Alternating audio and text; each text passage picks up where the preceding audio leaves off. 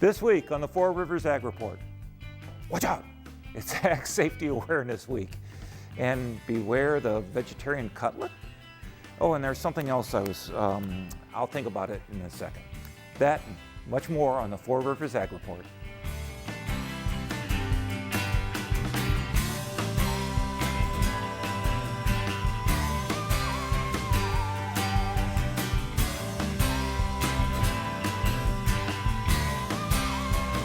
Hello and welcome to the Four Rivers Ag Report. I'm Fred Peralta.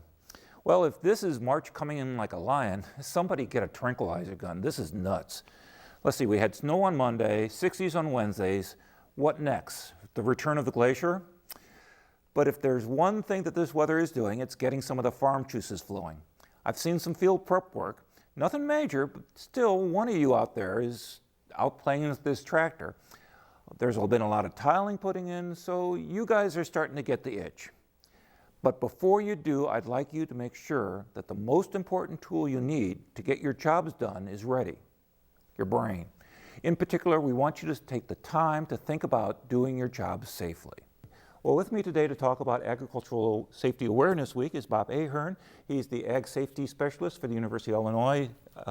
And Bob, why do we have to have an Agricultural Safety Week? Well, agriculture has one of the highest injury and death rates of any industry in the United States and in Illinois.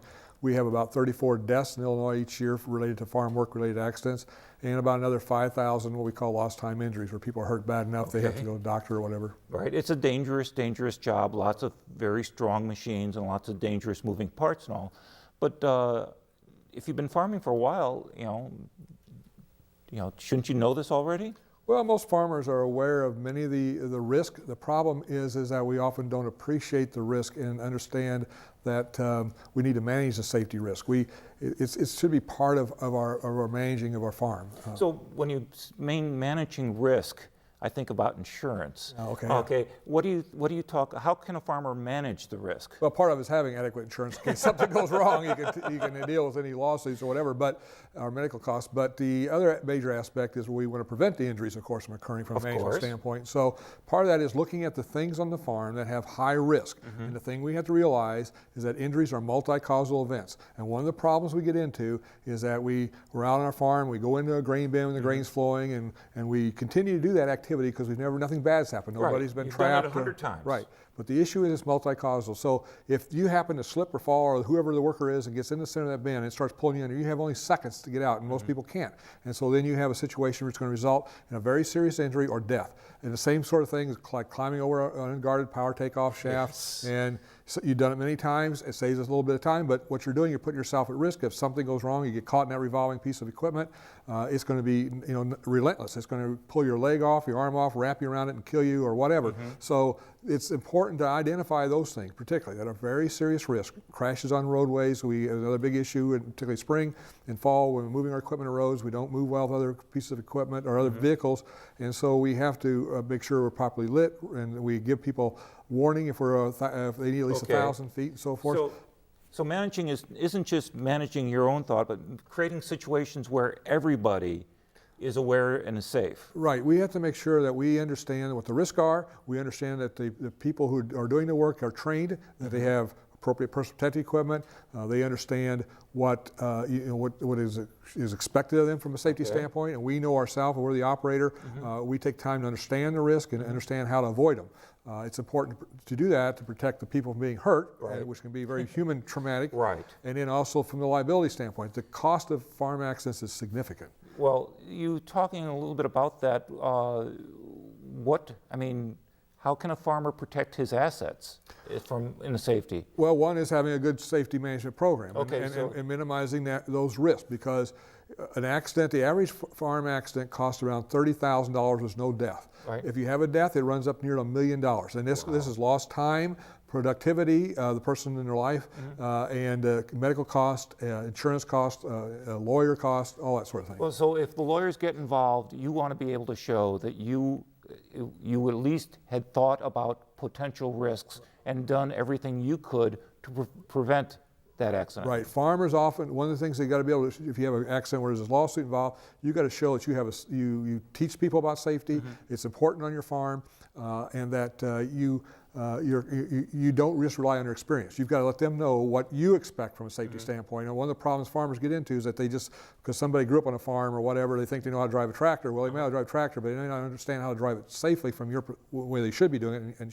that should be your perspective as the operator, as the operator of the farm. So. Okay, so I mean, it's not only safety for yourself and the farmer and those who work, but also for the children who grow up on the farm. Now, you think you grow up on a farm, you should know all this stuff. Right. Well, kids growing up, they model their parents, so they're watching their parents. And so they'll learn a lot of good things from you, but if they're going to go on and work on the farm and so forth, they need to learn how to do it safely. So if they don't make some of the same mistakes that maybe you're doing that could put them at risk, that eventually, well, you may not have gotten hurt as a parent or whatever, you may end up causing a problem with your child somewhere down the road if they're going to go on and continue farming, if they have that attitude that they can just kind of blow off the risk and not pay attention to it. Now, grain bin injuries are what you should be concerned about all year long, but I understand rollovers are a problem. Is that rollover planting or what? Well, the biggest thing involved in death in farms in Illinois is tractor overturns.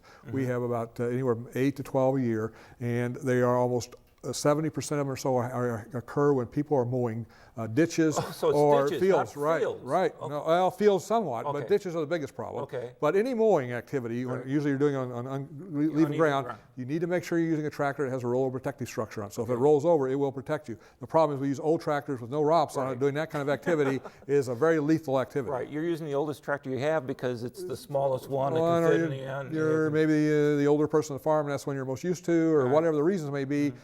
But the critical thing is you must use a tractor with a rollover protective structure because it's very vulnerable to rolling over when you're mowing. Right, right. So two things, think about the equipment, but also don't care if your neighbors see the long grass in your ditch, right? That's right, yeah. We're big in Illinois about mowing grass. I have a brother who lives out in Nebraska, and they don't mow their ditches much, so they don't have that many rollovers.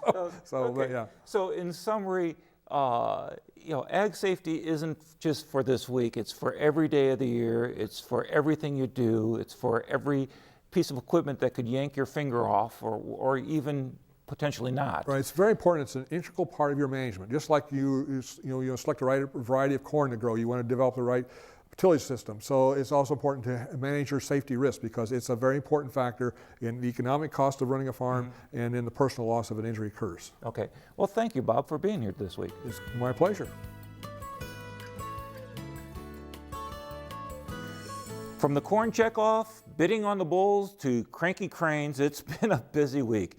And here to tell us more about it is Monica Becker. Thanks, Fred. The Illinois primary is Tuesday, March 20th, but Illinois corn producers have another election they should think about participating in. The Illinois Department of Agriculture has set Wednesday, March 28th, as the date for the referendum on the Illinois Corn Marketing Act. The act proposes to increase the current voluntary corn checkoff rate by 1/4 cent per bushel. The current rate of 3/8 cent would therefore be increased by 5/8 cent per bushel. Corn farmers would continue to have a right to a full refund. Illinois producers actively engaged in the production and marketing of corn are eligible. Voting will be taking place at the local extension offices and possibly some county farm service agency offices during regular business hours. And while you're being civic-minded, would you like to have your voice heard in the formation of the new Farm Bill? The House of Agriculture Committee has announced that a series of field hearings on the 2012 Farm Bill will take place in March and April at various sites, including one in Illinois. On March 23rd, a hearing will be held at Carl Sandburg College in Galesburg at 9 a.m. The hearings are designed for the members of the House Agriculture Committee to hear firsthand how the U.S. farm policy is working for farmers and ranchers in advance of writing legislation. If you can attend, the committee is planning on providing a live webcast. Now, ethanol continues to be the center of some corn travesty.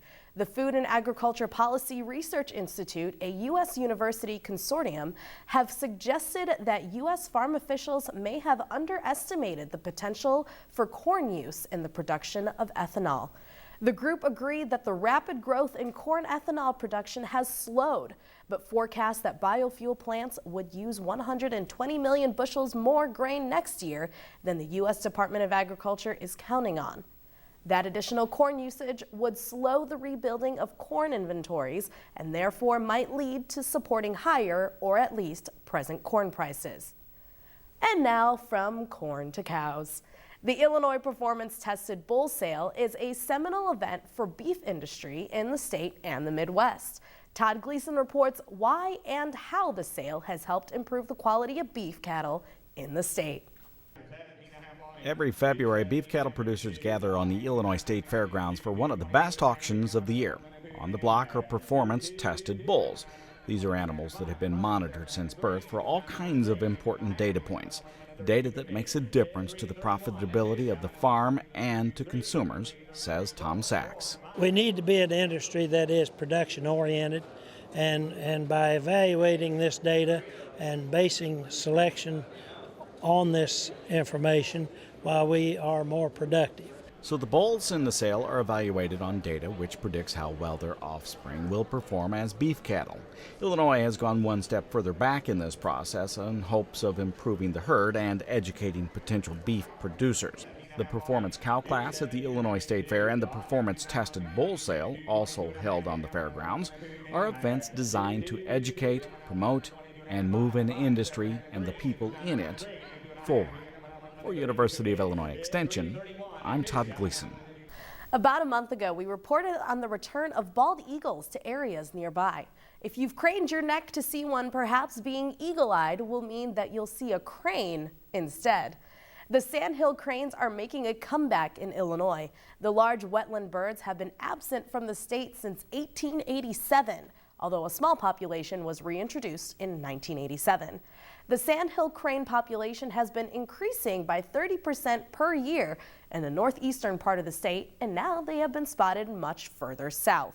Confirmed sightings have been reported in Joe Davies, Lee Adams, Vermilion, and Henry counties, as well as some cranes summering in Marshall County along the Illinois River. Unofficially, we've heard of cranes being seen near Arthur in Moultrie County. With all the sightings of new species of wildfowl, perhaps Illinois tourism might consider a new slogan.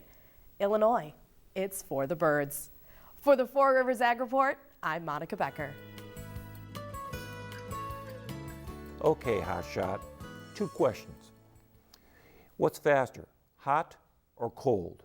And number 2, name 6 things or more that you can wear on your feet that start with the letter S. Think you're smart? Well, Sherry Burcham is here with me today from the U of I Ag Extension Office in Coles County and all this other area.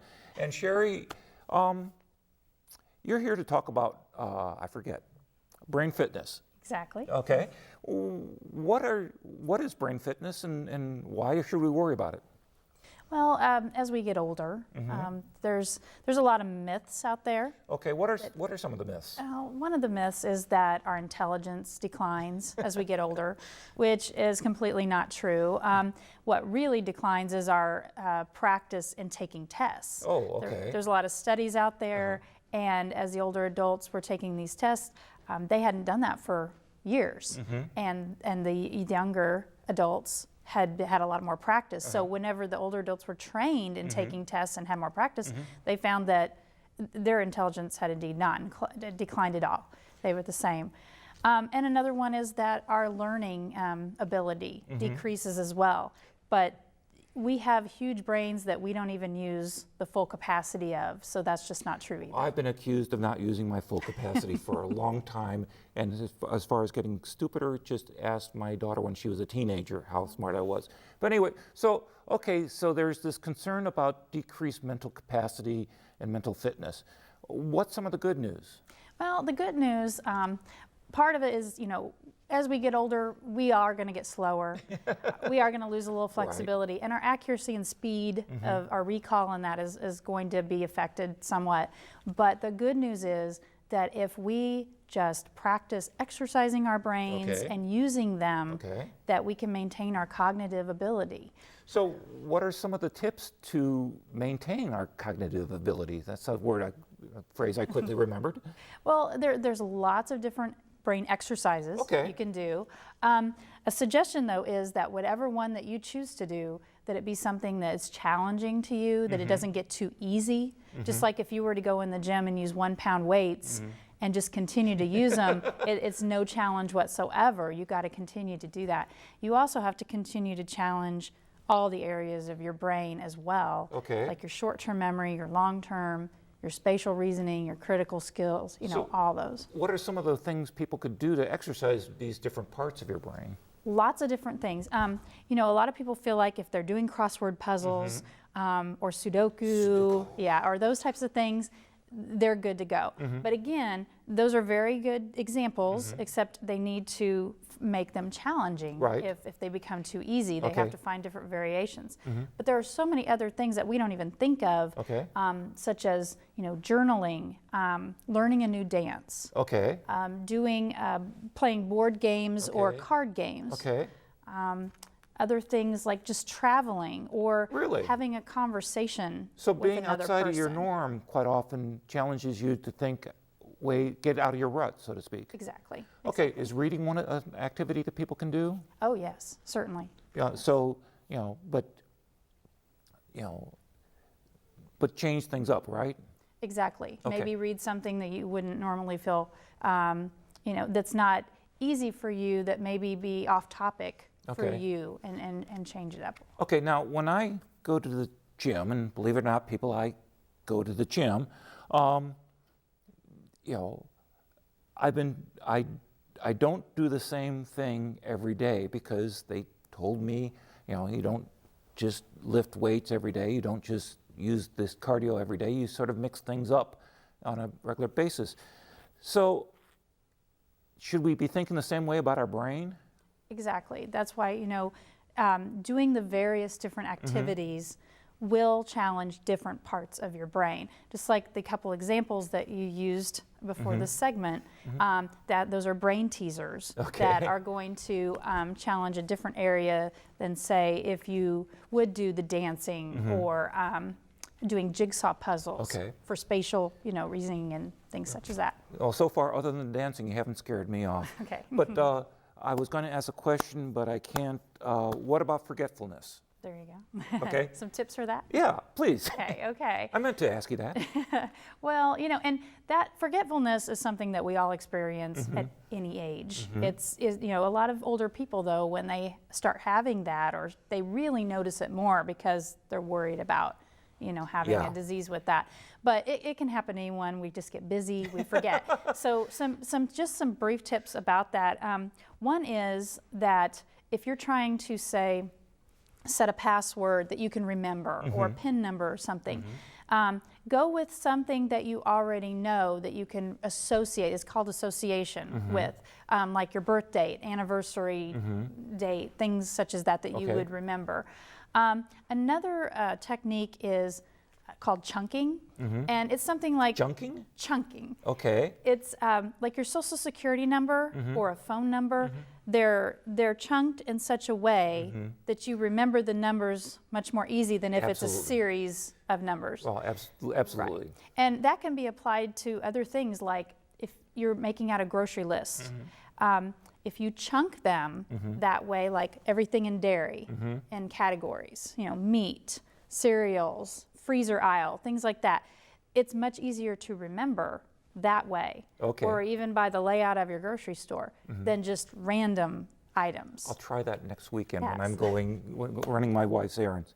So, okay, you convinced me this is probably a good idea to get started. How do I get started? How to get started? Well, luckily, there's a class that I'm going to be teaching here on campus, actually with the Eastern, Academy of Lifetime Learning. Because you're forgetfulness, exactly. yes. Eastern Academy of Lifetime Learning, this is a class, Yes, and it's going to be held March 21st on a Wednesday from 9 to 11. Okay. And this is perfect timing because there's still time to register for that. Okay, great.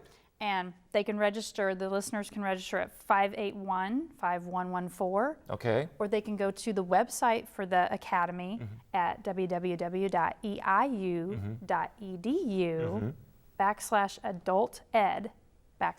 Okay, well, that is on the screen now, if I don't forget to put it on in a little bit. Great. So, Sherry Bertram, thank you for coming, and I'll try to remember to have you back sometime. Thank you. Okay. Oh, and by the way, Hotshot, The answer to the question, what is faster, hot or cold? Well, if you're scientifically based, like I am, you thought hot because atoms moving faster. But Sherry pointed out that what's faster? Well, faster's hot because we can catch a cold. Sorry. And I only came up with 5 things for your feet that start with S: shoes, socks, slippers, sandals, and sneakers.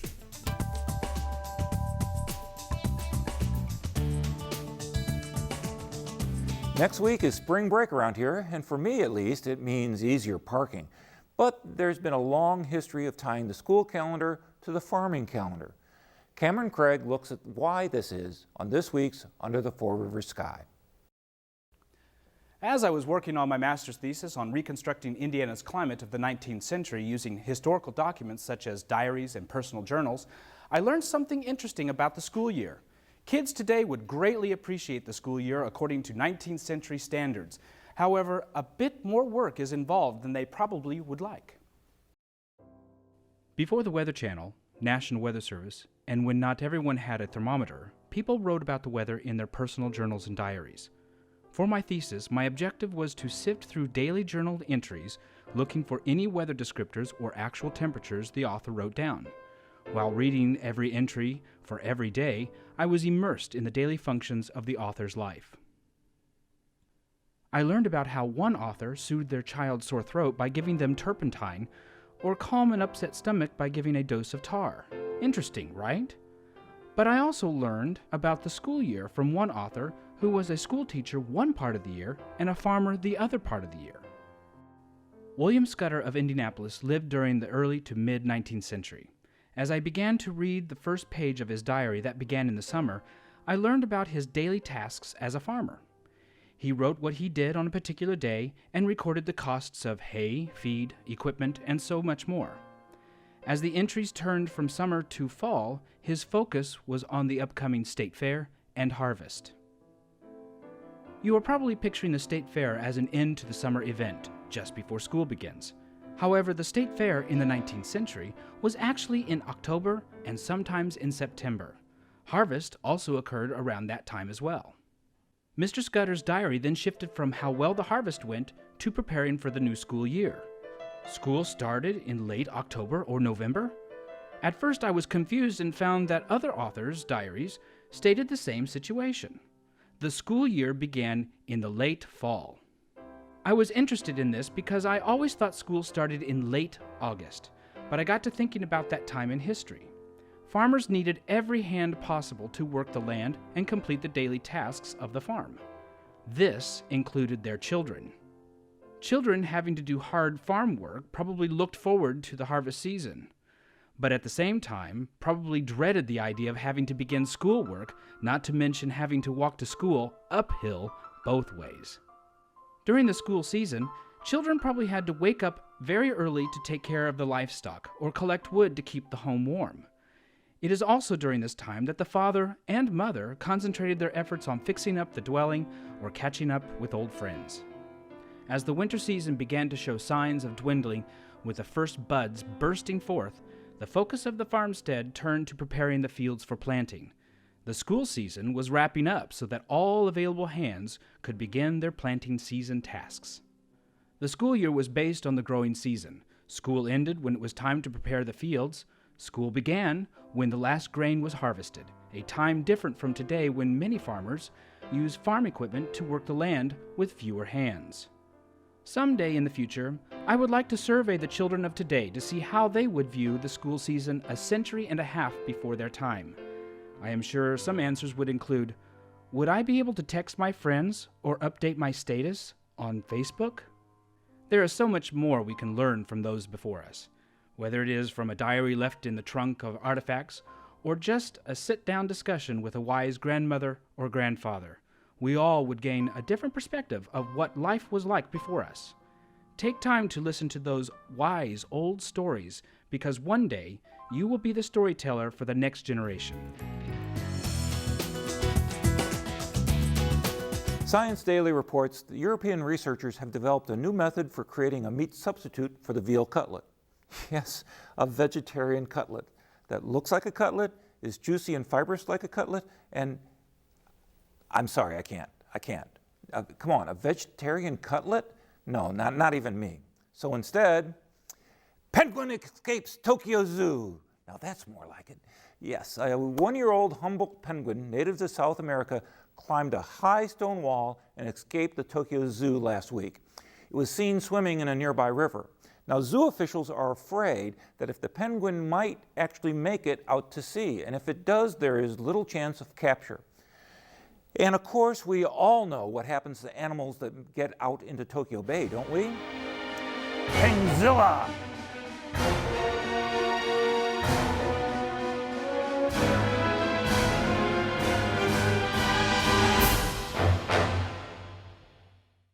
Okay, I'm sorry, but you won't see that on Commodity Week.